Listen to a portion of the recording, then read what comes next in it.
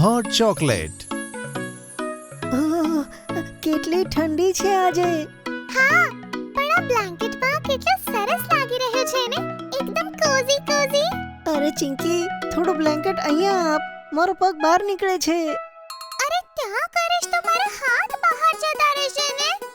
આ બધું શું ચાલી રહ્યું છે ગટ્ટુ ચિંકી? આજે તમે બ્લેન્કેટમાંથી બહાર નથી આવવાના કે શું? એવામાં ત્યાં ડોરબેલ વાગે છે. ગટ્ટુ ચિંકીના બધા ફ્રેન્ડ્સ ઘરમાં આવી જાય છે. અરે ફ્રેન્ડ્સ, તમે બધા અહીંયા? અરે ગટ્ટુ, આજે રજા છે ને, અમે બધા અમારા ઘરે બોર થઈ રહ્યા હતા એટલે અમે અહીંયા આવી ગયા. અરે આ તો ખૂબ સારું કર્યું બાળકો. ચલો કમસે કમ આ બહાને બાળકો બ્લેન્કેટમાંથી નીકળશે અને થોડું રમશે. બાળકો, હું હમણાં જ તમારા માટે સ્નેક્સ લઈને આવું છું. Okay aunty. પણ મમ્મી કિચનમાંથી જેવા સ્નેક્સ લઈને આવે છે તે એકદમ ચોંકી જાય છે. ગટ્ટુ ચિંકીને બ્લેન્કેટની બહાર નીકળવાની જગ્યાએ હવે તેમના બધા મિત્રો એક સાથે બ્લેન્કેટમાં જતા રહ્યા હતા અને ટીવી જોતા હતા. વાવ, જો મિત્રો, આ કાર્ટૂન કેટલું સરસ છે. ગટ્ટુનો આઈડિયા સારો હતો. આપણે શરદીમાં બહાર ના જવું જોઈએ. આ રીતે ઘરમાં બ્લેન્કેટની અંદર ટીવી જોવું જોઈએ. બહાર કેટલી ઠંડી છે. અરે બાળકો, આ તમે શું કરી રહ્યા છો? આ તદ્દન ખોટું છે. ચલો બહાર રમવા જાઓ. મમ્મી, આજે નહીં ને, પ્લીઝ. મમ્મી સમજી ગઈ કે આજે બાળકોને મનાવવાનું એટલું સરળ નહીં થાય. તેથી તે કંઈક વિચારે છે અને પછી તેમને એક ધમાકેદાર આઈડિયા આવે છે.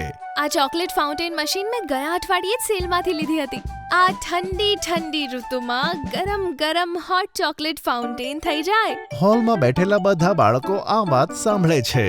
બધા એક સાથે કહે છે, શું? Hot chocolate fountain? અરે વાહ આંટી, હોટ ચોકલેટ ફાઉન્ટેન. શું? મોટી, તું ક્યારે આવ્યો? હા, અને તને અંદર કોણે આવવા દીધો? Chinki, sorry mummy. એ તો હું જરા બાજુમાંથી જતો હતો અને મારા કાનમાં હોટ ચોકલેટ ફાઉન્ટેનનો અવાજ આવી ગયો તો હું ભાગીને અહીંયા આવી ગયો. શું ગટ્ટુ ચિંકી, તો મોન્ટી પણ આપણી સાથે રહેશે? હા બંટી, હવે મમ્મીની સામે અમે તેને જવા માટે ના કહી શકીએ. પણ મોન્ટી, સારા બાળકની જેમ રહેજે, મસ્તી જરા પણ નહીં. અચ્છા હવે બધા સાંભળો. બધા લોકો રેડી છો ને હોટ ચોકલેટ ફાઉન્ટેન એન્જોય કરવા માટે? હા હા આંટી, પણ તમે તેને બનાવશો કેવી રીતે? ઈઝી છે.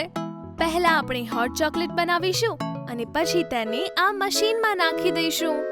શું આટલું ઈઝી છે મમ્મી? હાસ તો. બસ પછી શું?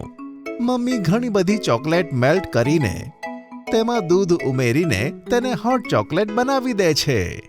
હા જો બાળકો, આ રેડી છે. હવે આને આપણે આવી જ રીતે મશીનમાં નાખી દઈશું. વાવ વાવ વાવ, આ તો એકદમ ટીવી જેવું છે.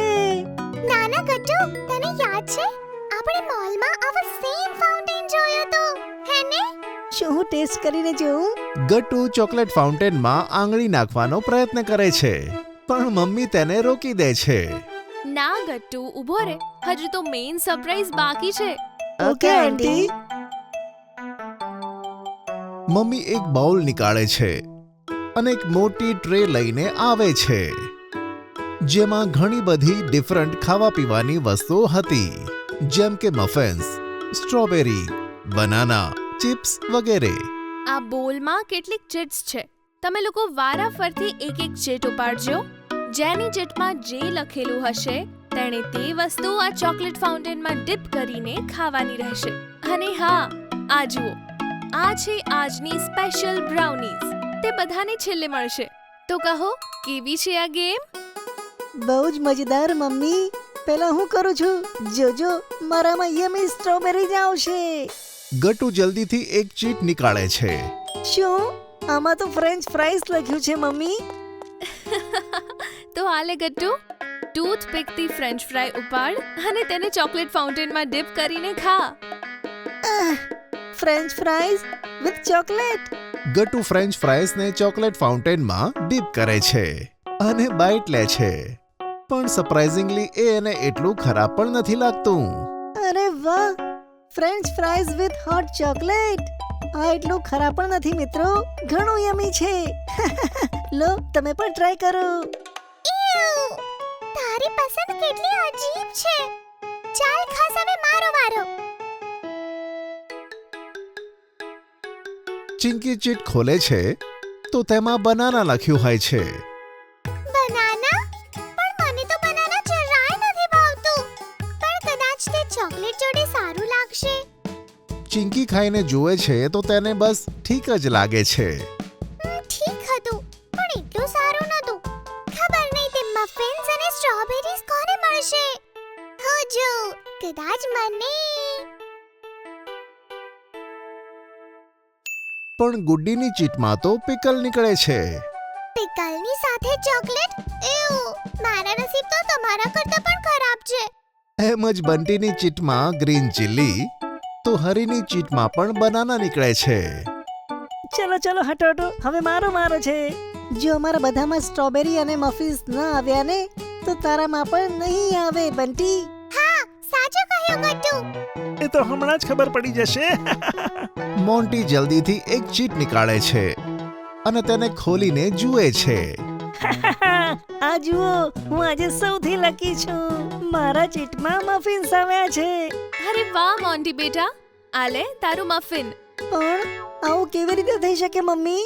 અમને કોઈને પણ મફિન્સ ના મળ્યા તો આને કેમ? અરે ગટ્ટુ બેટા, આ તો ફક્ત નાની ગેમ હતી અને મોન્ટી જીતી ગયો. હવે આના પછી હું બધાને સ્ટ્રોબેરીઝ અને મફિન્સ આપીશ. Don't worry. પણ પહેલા તો મને જ મળ્યું ને, જોયું તમે બધાએ? મોન્ટી બધાને ચીડાઈને હોટ ચોકલેટમાં મફિન્સને ડીપ કરે છે અને ખાવા લાગે છે. તેના નાક ઉપર ચોકલેટ લાગી જાય છે.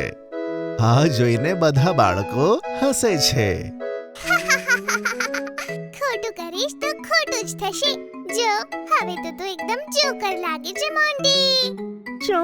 શું મતલબ? તારી નાક ઉપર ચોકલેટ લાગી ગઈ મોન્ટી. શું? કશું નહીં. અત્યારે તો મને આ યમી ચોકલેટ મફિન્સ ખાવા ઉપર ફોકસ કરવા દો. મોન્ટીની વાત સાંભળી બધા હસવા લાગે છે.